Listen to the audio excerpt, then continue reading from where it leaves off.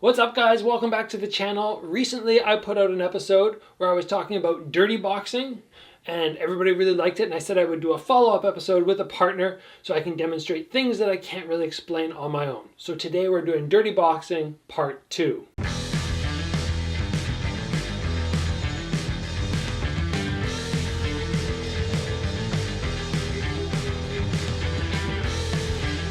Alright guys, today's episode is brought to you by X Martial. They have some fantastic gear. I love this rash guard. Benja's wearing some awesome shorts. If you guys want to check out their site, I suggest you do. Look and find some awesome training gear. They don't just have clothes, but they have a whole array of things that you can actually add in to your training to make you a better fighter. You can also use the promo code Gabriel Varga to get yourself 10% off. And guys, let's move on and let's talk about some dirty boxing here.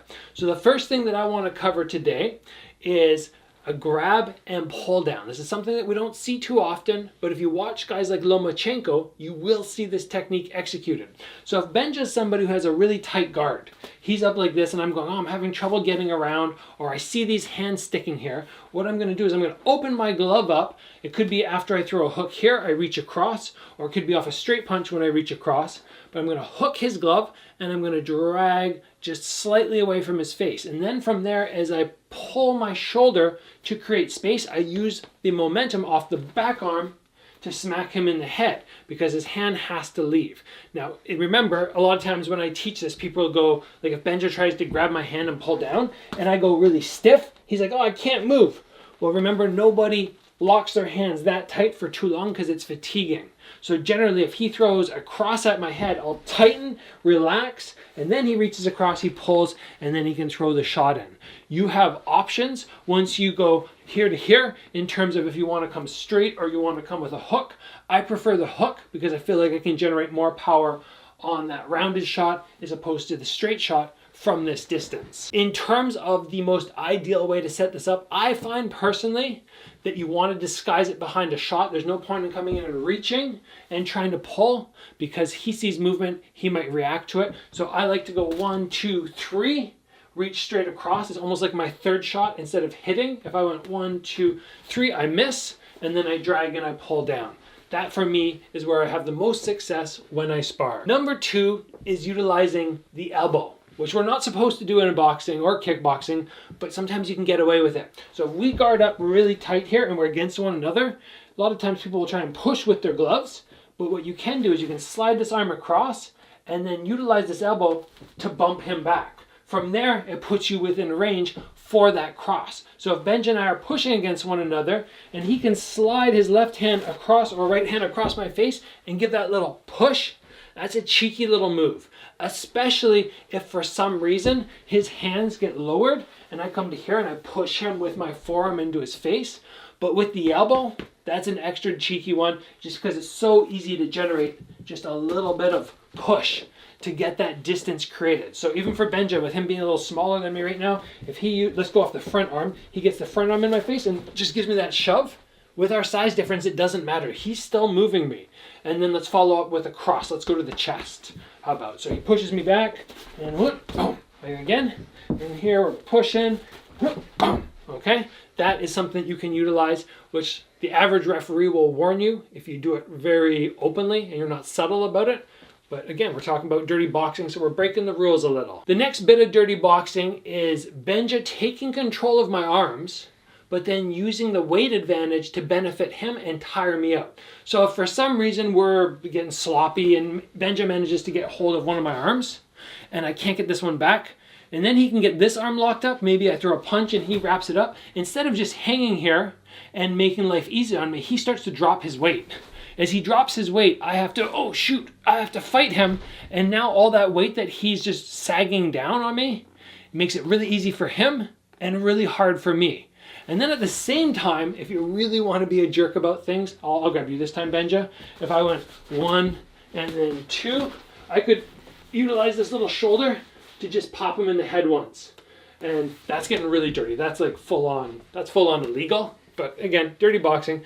So take control, let your weight fall on them, and they have to work while you take a rest. All right, number 4, dirty boxing is gonna be if I'm in front of Benja, usually when I throw a shot, I pull back.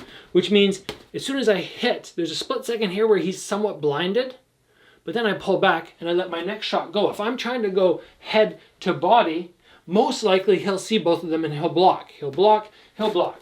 But if I leave this hand out and he doesn't see the shot coming, it makes it that much easier for me to actually land. Now we have to keep in mind that leaving one hand out and punching with the other is going to dramatically limit the power that we can create because we don't have the same hip rotation, but sometimes it's worth it.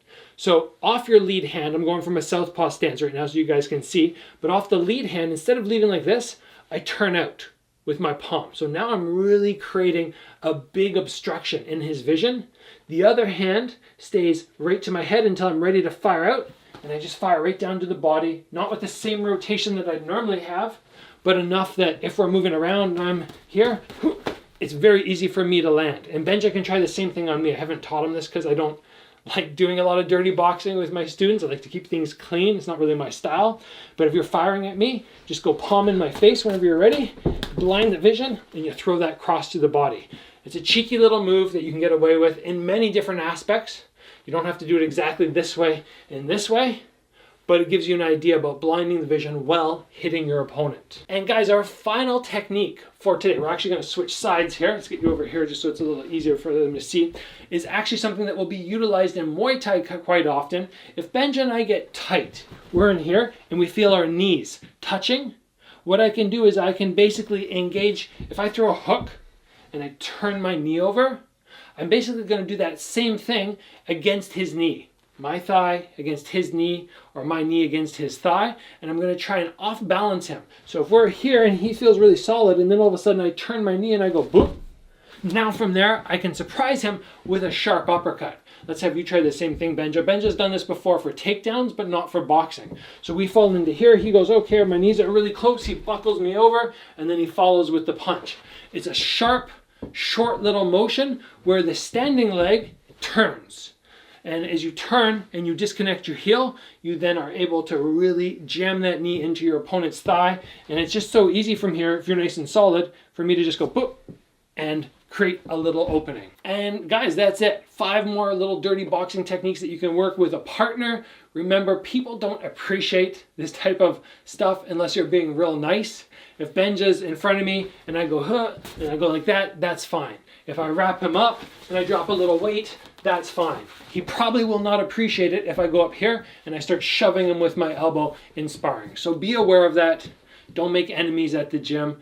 Use this in pad work drilling or bag work drilling, and then if you have to bust it out in a fight, you can do it, and nobody's going to hold that against you. Remember guys, the episode is sponsored by X Martial. Check out their site. Go take a look. Maybe pick up some awesome gear.